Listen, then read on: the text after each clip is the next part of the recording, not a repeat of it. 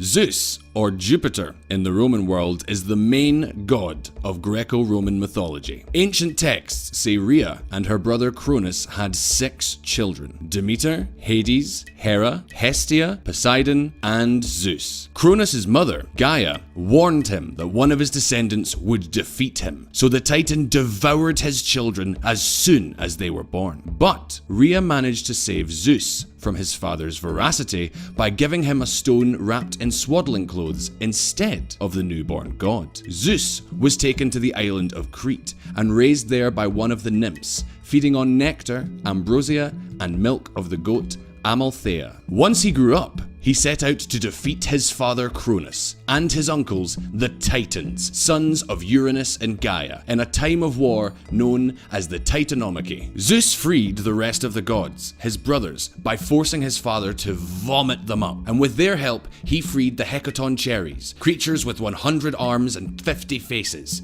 and the Cyclops, famous for having only one eye. In gratitude, they gave Zeus the thunderbolt, which from then on would be his main symbol. With the help of the thunderbolts and of his brothers, the gods, Zeus defeated the Titans by locking them in Tartarus. But Gaia, to avenge the defeat of her sons, incited the giants to confront them in a second war known as the Gigantomachy, in which the gods of Olympus would be victorious. After these wars, they settled on Mount Olympus, and the 3 main gods divided the universe. Zeus would rule over the Olympus and the heavens, Poseidon over the seas, and Hades, the oldest of all, took care of the underworld by moving away from the rest of the gods. As to the other brothers of Zeus, Hera became his wife and first lady of Olympus. Hestia took care of the home and family of mortals, while Demeter took care of agriculture and the land. From the union between Zeus and Hera, 4 children were born: Hephaestus, the lord of fire and forges; Ares, the god of war; Elytia, the goddess of births and midwives;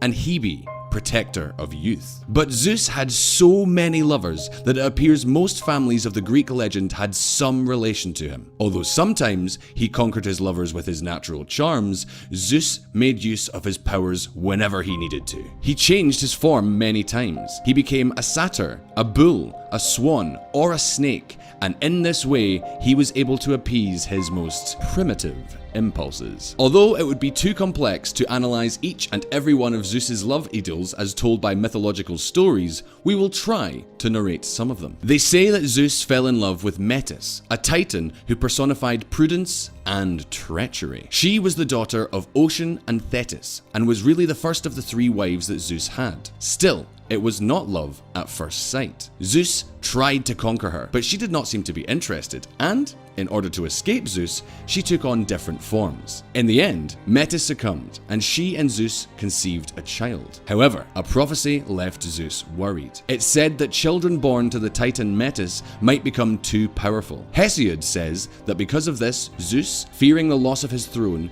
he devoured Metis while she was pregnant. But in the end, after a fierce headache, he gave birth to his daughter, who came out of his forehead fully armed. She was called Athena, goddess of war, civilization, wisdom, sciences, and justice. His second wife was Themis, daughter of Uranus and Gaia, and therefore an aunt of Zeus. Together, they produced the 3 Horae, cosmic goddesses and goddesses of social order, and the 3 Morai, the Fates' masters. He also fell in love with Europa, the daughter of the king of Tyre. On one occasion, while Europa was walking along the seashore with her maidens, she was surprised by an immaculate bull that approached them. This bull was, in fact, Zeus, who, gaining her trust, made Europa ride on his back and thus abducted her. He went into the sea with her and took her to Crete, where they lay together and brought Minos, Sarpedon, and Rhadamanthus into the world. From Zeus's relations with Semele, Dionysus was born, one of the most important characters in Greek mythology. When Semele was 6 months pregnant, Zeus promised to grant her anything she wanted, but Hera,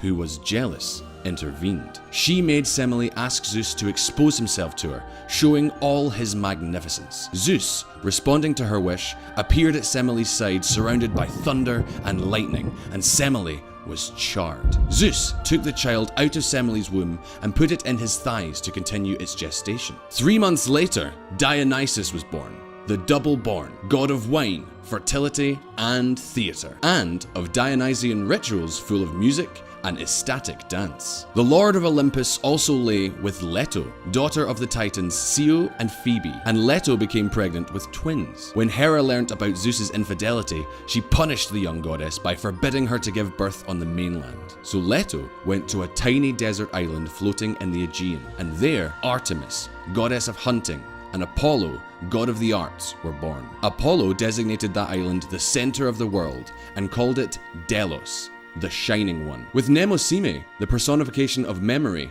and also his companion in an extramarital relationship that lasted 9 nights, Zeus conceived of the 9 muses. Clio, muse of history. Euterpe, muse of music. Thalia, muse of comedy. Melpomene, muse of tragedy. Terpsichore, muse of dance. Erato, muse of love poetry. Polyhymnia, muse of the song of the gods. Urania, muse of astronomy. And Calliope, muse of epic poetry and eloquence. One of the most famous stories of Zeus's love affairs is that of Alcmene, the loving wife of Amphitryon. Zeus fell in love with her beauty. Amphitryon, as well as Alcmene, were grandchildren of the hero Perseus, and therefore both were great-grandchildren of Zeus. Since Amphitryon had departed for war, Zeus took on his appearance and visited Alcmene, and both lay for 72 hours. That's right, Zeus slept with his great-granddaughter. Soon after, the real Amphitryon returned and also lay with a young woman who became pregnant with twins, one son of Zeus and the other of Amphitryon. Hera decided to punish Alcmene by prolonging her pregnancy. 10 months later, Iphicles, mortal son of Amphitryon, and Heracles, or Hercules for the Romans, son of Zeus and one of the most famous heroes of antiquity, were born. It seems that Zeus was not only fascinated by female beauty. It is said that when he saw Ganymede, a young man shepherding on the slopes of Mount Ida, he transformed himself into an eagle and took him to Olympus. There, he made him his lover and assigned him the work of his daughter Hebe, giving Ganymede the duty of pouring the nectar of the gods. The story of Zeus's love life is endless. He begot Perseus with Danae and transformed himself into a shower of gold. He also became a swan to fool Leda, who laid 2 eggs from which 4 children were born. On one side, Pollux and his twin sister Helen, both immortal, allegedly Zeus's children, and on the other side, Castor and Clytemnestra, mortals, supposed sons of Tyndareus, king of Sparta. From his time with Eurynome, the 3 Graces were born. From his romance with Demeter, Persephone, and from his dealings with Maia, daughter of the Titan Atlas, Hermes, the messenger god, was born. And so we could continue, almost to infinity.